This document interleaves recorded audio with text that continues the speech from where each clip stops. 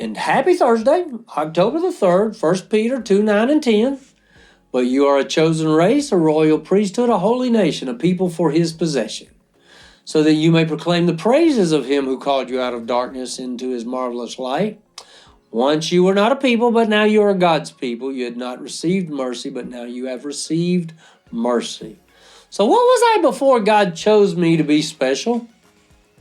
See, if we were to go back and consider those preceding verses in this chapter, like we mentioned yesterday, we'd see the people who ignore God and reject the provision God has made for salvation. The passage refers to the unbelieving. There are then those who can be made aware of God and the salvation he has offered in Jesus and choose not to believe in him, the unbelieving. As a matter of fact, the passage says that they actually trip over Jesus, who has been set up as the cornerstone of faith. Jesus is the beginning of a spiritual building that this chapter of 1 Peter chapter 2 describes. And so Jesus is that cornerstone, the beginning of the spiritual building, and God is the one building it. And some material of creation, that would be people, some material is not going to be used in the construction that God's working on. You see, builders in ancient times would choose blocks.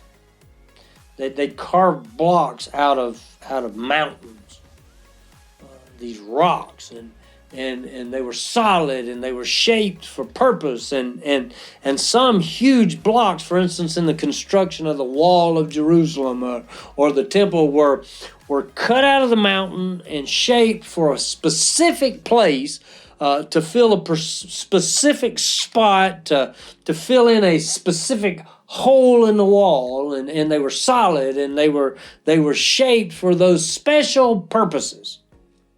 The builder would know just where the rock would fit perfectly, and he'd chisel it to shape so that it was snug and that it provided a strength, and it would provide for a strength that would cause the building to stand for generations. We know this is prehistoric sort of construction, this idea, and we still are finding archaeologically these buildings where these blocks are still standing with no mortar. It's just that the blocks were built for the purpose. That's the building God's building. And you are one of those living stones. If you go back and read of all of chapter 2 of 1 Peter, living stones. So as a living stone, has a special purpose in God's building. Let's go praise God. Woo! See you tomorrow.